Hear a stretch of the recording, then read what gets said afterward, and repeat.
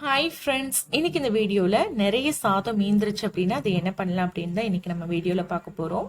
So எனக்கு பார்த்தீங்கன்னா காலையில் வடித்த சாதம் இந்த அளவுக்கு மீதியாக இருக்குது. ஸோ இந்த சாதத்தை நம்ம ஒரு பவுலில் வந்து உதுத்து விட்டு சேர்த்துக்கலாம். இது வந்து எனக்கு எங்கள் அம்மாச்சி சொல்லி கொடுத்த ஒரு சின்ன டிப்ஸ் தான், இது நான் உங்களோட ஷேர் பண்ணிக்கிறேன். ஸோ இந்த மாதிரி பண்ணி பாருங்கள். இப்போ சாதம் எந்த அளவுக்கு இருக்கோ அதுக்கு தகுந்த மாதிரி புளி வந்து ஊற வச்சு எடுத்துக்கோங்க. ரொம்ப தண்ணி ஊற்றி ஊற வைக்காம கொஞ்சமாக தண்ணி ஊற்றி ஊற வச்சுக்கோங்க. புளியை நல்லா கரைச்சிட்டு அந்த சாதத்தில் நம்ம புளி தண்ணியை வந்து சேர்த்துடலாங்க. சேர்த்துட்டு இதை நல்லா கலந்து விட்டுருங்க. புளி தண்ணி சாதத்துடைய எல்லா பக்கத்துலேயும் படுறது மாதிரி நல்லா கலந்து விட்டுட்டு இதை வந்து நம்ம நைட்டு வச்சிடலாம்.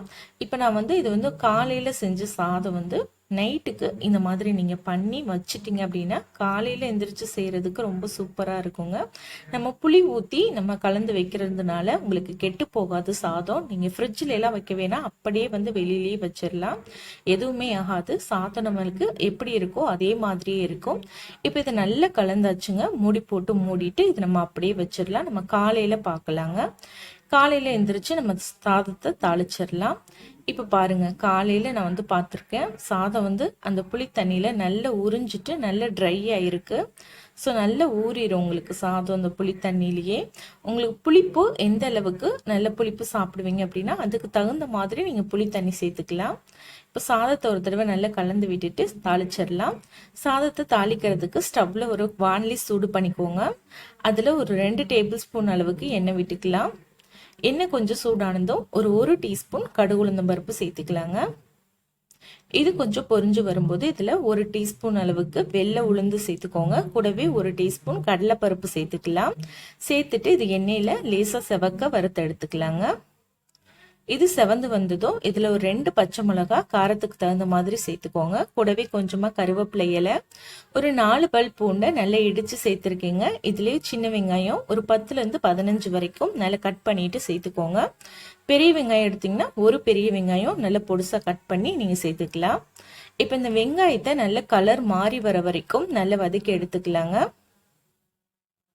இப்போ இந்த சாதத்துக்கு தேவையான அளவுக்கு உப்பு சேர்த்துக்கோங்க. நீங்க ஏற்கனவே சாதத்துல உப்பு சேர்த்திருந்தீங்கன்னா பார்த்து சேர்த்துக்கோங்க அதுக்கு தகுந்த மாதிரி. இப்போ இது கூட ஒரு 1/2 டீஸ்பூன் அளவுக்கு மஞ்சத்தூள் சேர்த்துக்கலாம். சேர்த்துட்டு கூடவே கொஞ்சமா பெருங்காயத்தூளும் சேர்த்துக்கலாங்க. சேர்த்துட்டு இது நல்லா நம்ம வதக்கிக்கலாம். இப்போ வெங்காயம் இந்த அளவுக்கு நல்லா வதங்கி வந்ததுக்கு அப்புறமா இது கூட நம்ம சாதத்தை சேர்த்துடலாம். நிறைய சாதம் மீந்துரும்போது இந்த மாதிரி நீங்கள் ட்ரை பண்ணி பார்க்கலாங்க. இப்போ சாதத்தை சேர்த்துட்டு இது நல்லா நம்ம கலந்து எடுத்துக்கலாம். ஃபுல்லாக நல்லா கலந்து எடுத்ததுக்கு அப்புறமா இதை நம்ம மூடி போட்டு மூடி ஒரு 5 நிமிஷத்துக்கு நல்ல சிம்மிலேயே வந்து நம்ம ஸ்டவ்வை வச்சுட்டு ஒரு 5 நிமிஷம் மூடி போட்டு மூடி வச்சிடலாம். ஏன்னா சாதம் உங்களுக்கு நல்ல சூடு ஏறணுங்க. ஸோ அது வரைக்கும் ஒரு 5 நிமிஷத்துக்கு நம்ம மூடி போட்டு நல்ல சிம்மில் வச்சுருங்க. அதுக்கப்புறமா நீங்கள் எடுத்து நல்லா கலந்து விட்டுட்டு நீங்கள் சர்வ் பண்ணலாம். ரொம்ப ரொம்ப சூப்பராக இருக்கும். நார்மலான புளி சாதத்தை விட இந்த பச்சை புளி சாதம் சூப்பராக இருக்குங்க. கண்டிப்பாக ட்ரை பண்ணி பாருங்கள். புளி சாதம் பிடிக்கிறவங்களுக்குலாம் ரொம்ப ரொம்ப பிடிக்கும். இது கூட கெட்டியான தேங்காய் சட்னி வச்சு சர்வ் பண்ணிங்கன்னா ரொம்ப சூப்பராக இருக்கும். ட்ரை பண்ணி பார்த்துட்டு எப்படி வந்ததுன்னு கமெண்ட்டில் சொல்லுங்கள். ரெசிபி பிடிச்சிருந்தா உங்கள் ஃப்ரெண்ட்ஸ் அண்ட் ஃபேமிலி கூட ஷேர் பண்ணிக்கோங்க. சப்ஸ்கிரைப் பண்ணலைன்னா மறக்காமல் சப்ஸ்கிரைப் பண்ணிக்கோங்க. இதே போல் நாளைக்கு ஒரு சூப்பரான ரெசிபியோட நான் உங்களை மீட் பண்ணுறேன் ஃப்ரெண்ட்ஸ். தேங்க்யூ, பாய்.